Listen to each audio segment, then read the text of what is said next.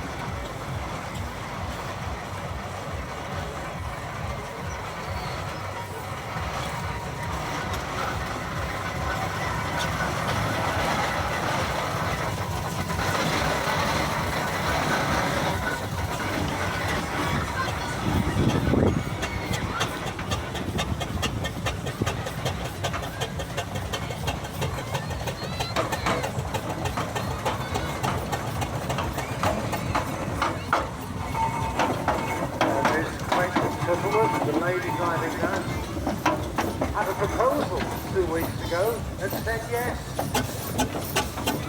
What are you doing with it? Sensitive. Post Steam Wagon, built in Northampton, Cheshire.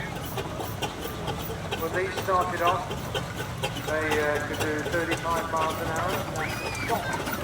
Every 30 miles for water. Eventually can do over 50 miles an hour. But the axle weight restrictions at the 20s rather did for them. Because it was a lot to tax one of those to go on the public highway. Steamroller coming through. It's an Aveling Porter, you can see on the footer there, the brass horse. That's based on Invicta. A white Stallion of a Saxon warlord, and Kent adopted the white horse for their county flag and their coat of arms. And Aveling Porter, being based in Rochester in Kent, made it a brass horse and put it on the front of every one of their engines where there was room to do the Centre-Pit Daily. Big Burrow built in Thetford in Norfolk.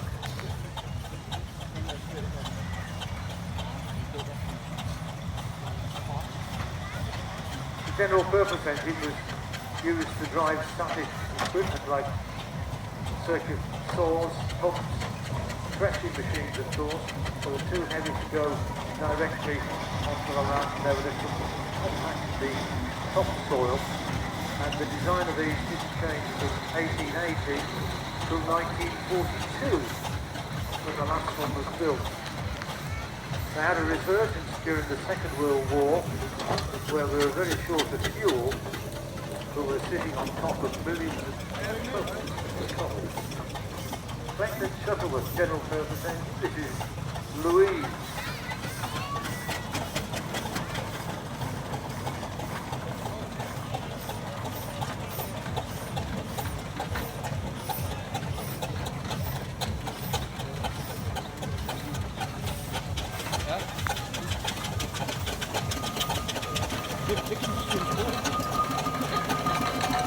Louise, built in 1906.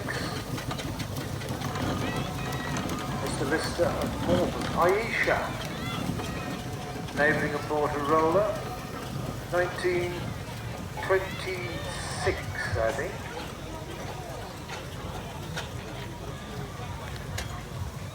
And this is followed by the Duke of Ongar.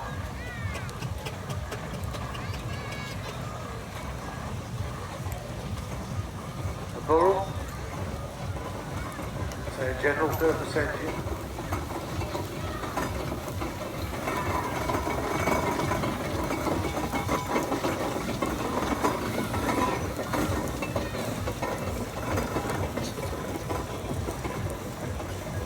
First of our Showman's engine. This is a big Fowler built in Leeds in the colours of John and Val Hutchinson. This is Murphy, 1927 this machine. The colours light crimson and deep yellow. You can see the Showman's engine has the roof which goes all the way to the edge of the engine to protect the dynamo, and it's got twisted brass supports, and on the top you'll see a smokestack extension which has two purposes.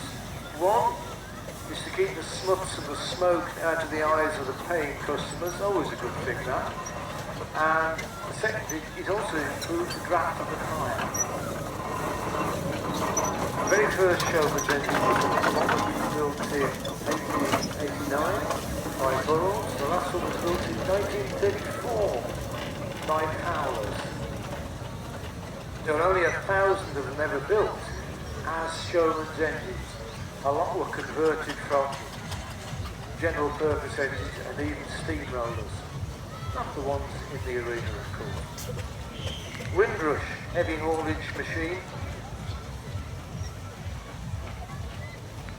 These could tow, well, we had this machine towing nearly 90 tons, Scampson, earlier in the season. Steele's Grand 20th Century Noah's Ark.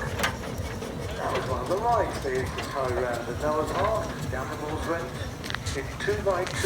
So you have 2 giraffes, 2 llamas, 2 lions, 2 tigers, and that machine drove them. It also towed them around the country. Maybe 6 or 7 trailers with the living accommodation.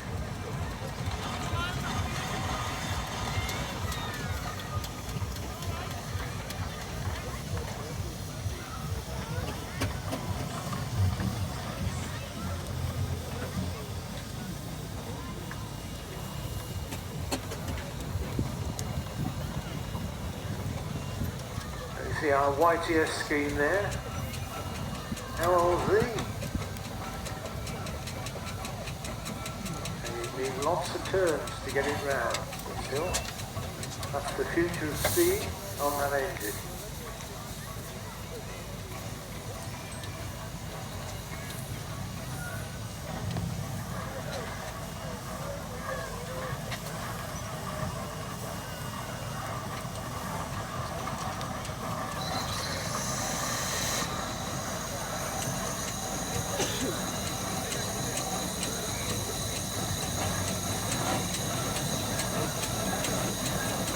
Fowler's well-known manufacturers, of course, brought so much wealth and prosperity to the city. The city now are allowed to put the crest of the city on the side of their engine. And then it was reintroduced. Fowler's is rather a man of honor too, but still have to make do with the crest. Fowler tried for years to perfect his ploughing engine, which you can see later. In fact, we could be seeing one very shortly coming into the arena now. And didn't live to enjoy his success. Riding to hounds in league, fell off his horse and died. Dorset man, John Fowler.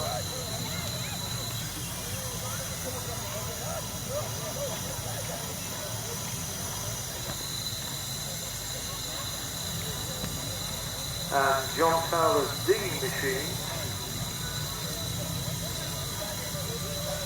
actually built the Suez Canal. 150 of them. And if you ever fly over the Suez Canal, you see dead straight. 150 steam diggers from Leeds built the Suez Canal in 1857.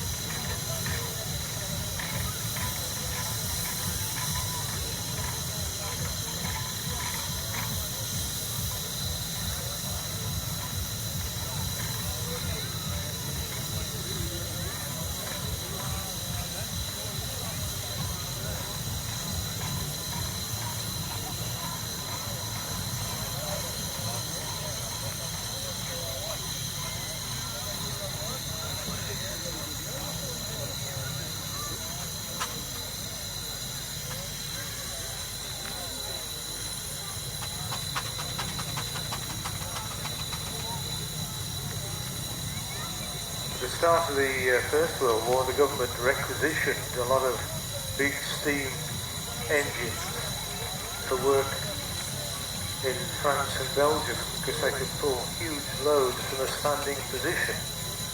Not really good going through the trenches, but of course at the end of the unpleasantness, they had 2,000 steam engines for which they had no use whatsoever. So they parked them upon Kempton Park racecourse and flogged them off for a start. Now I'm going to send you we've seen, which is Wendy coming through now.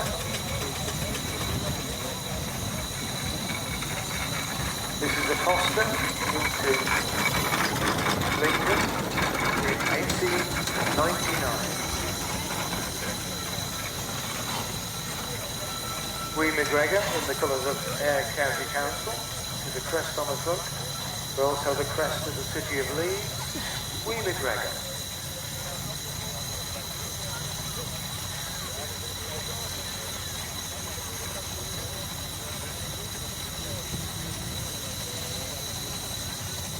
And a rare roller coming through now. This is a Roby. This is built in Lincoln, 1925, I think. The first road roller was built in 1867, supplying fuel to the city of Liverpool. 2 years later, the Americans got there and ordered 2 to build the roadways in Central Park in New York, which is based on the design of a park in Birkenhead, a little bit bigger, as you'd expect.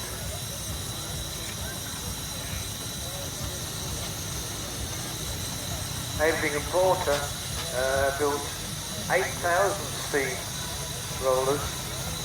Half of them went for export. And the last one was built in 1950, just up the road by Armstrong Vickers.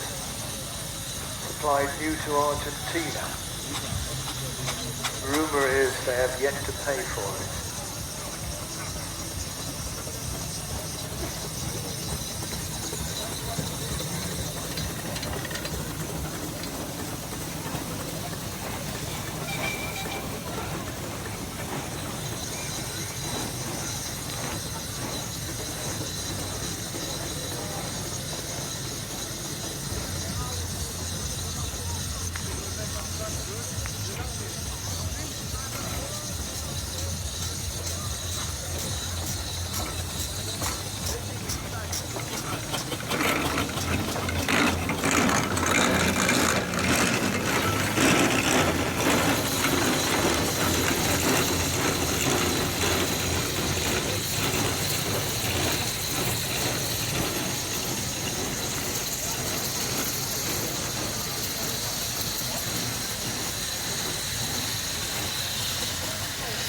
Extra builder.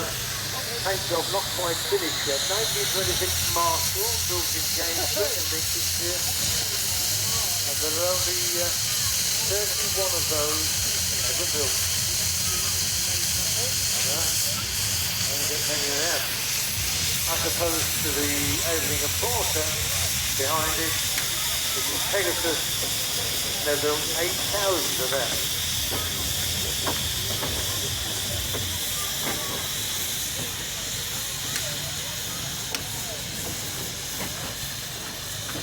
Steam Wagon, Sentinel, built in Shrewsbury. Production started in Glasgow,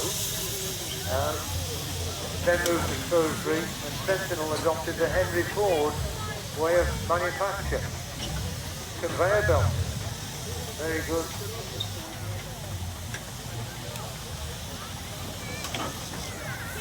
And now a McLaren, a fairly rare machine this. This was built in Leeds, this mixed Mac, and this machine, 12 years ago, was lying derelict in a riverbed in New Zealand. Why? I don't know. How did it get there? Well, somebody abandoned it. They didn't look after it. Mr. Gainsborough, 32 years ago. Oh, that's when you found it. That's well, 32 years ago. I was born then, I wouldn't know. Anyway, it came back in bits and they put it all together. Riverbed in New Zealand. Sorry madam, I don't know the name of the river. It got to this is a woman here asking questions. It got to New Zealand on a boat. Because they were buying that stuff to work their land. Because they didn't have steam engines of their own. They're cool. They didn't need to go on the boat. But it's not a good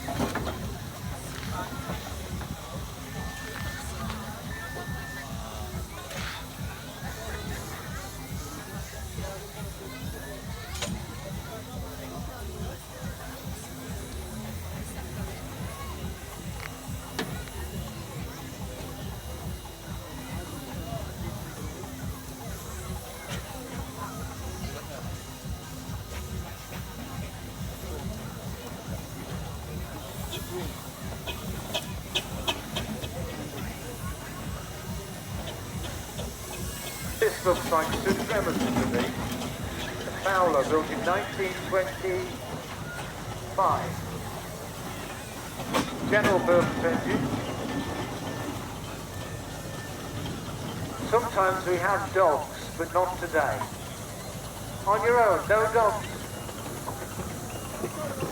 Dear me.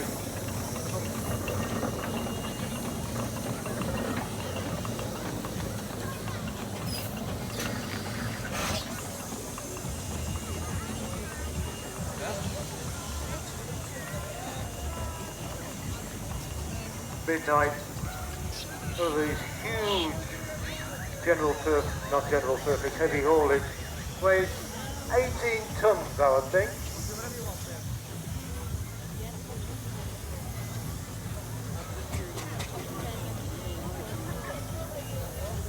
And this is followed by Albert, which is the name of the roller, and Armstrong Whitworth. Now this is rare.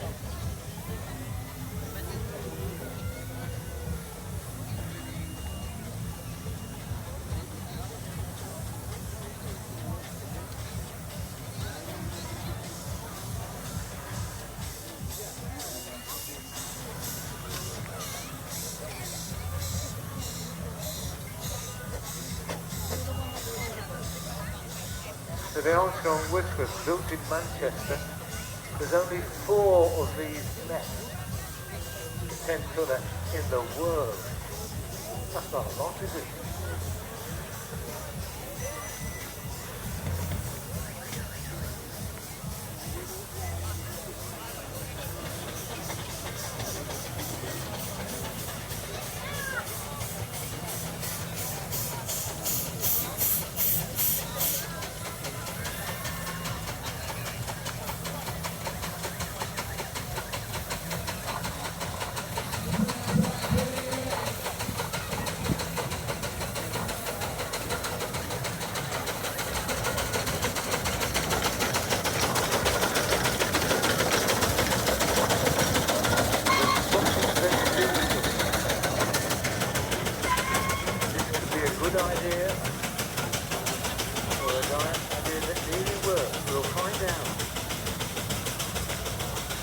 Another Aveling Porter rolling.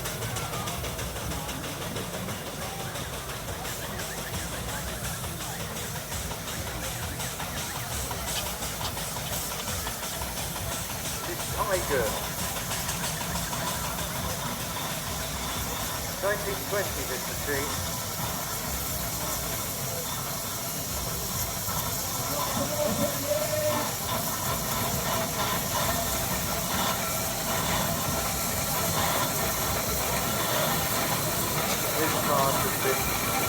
Measured to the inch, I think.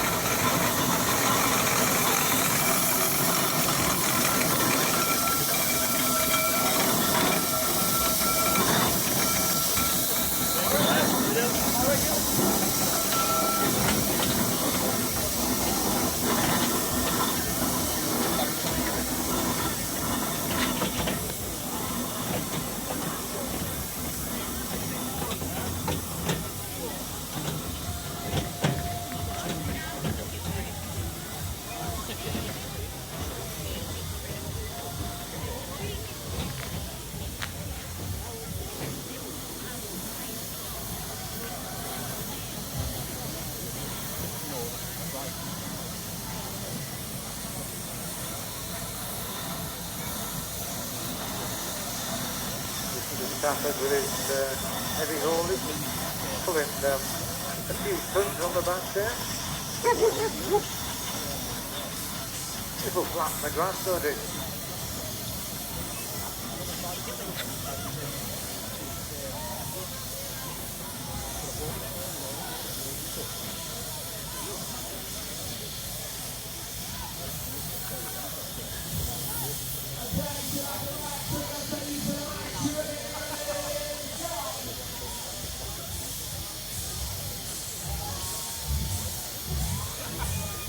A bit like the M62 now on a busy day, isn't it?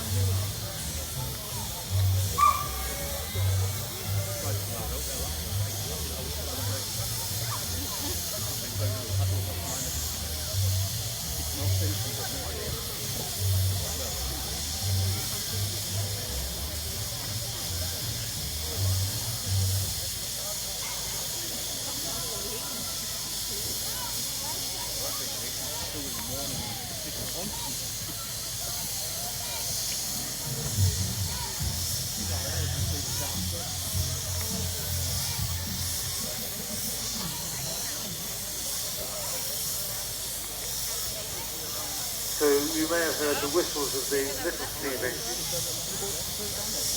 half an hour ago. We're now going to try and do it with a big engine.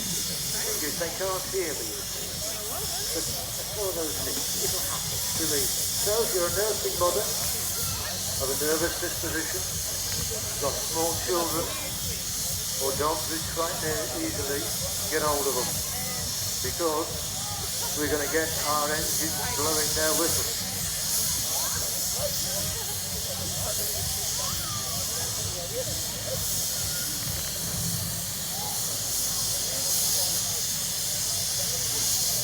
Just got to get our drivers going all together.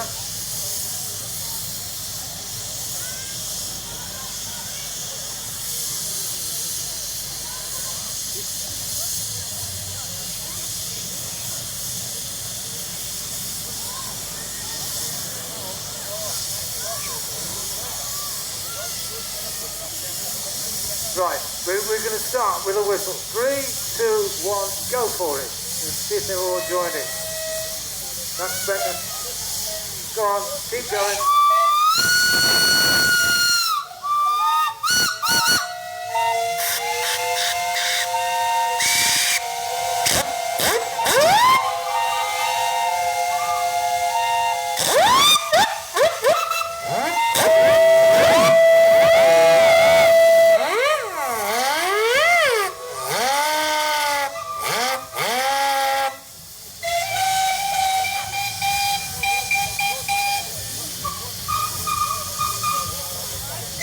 Well, something like that anyway.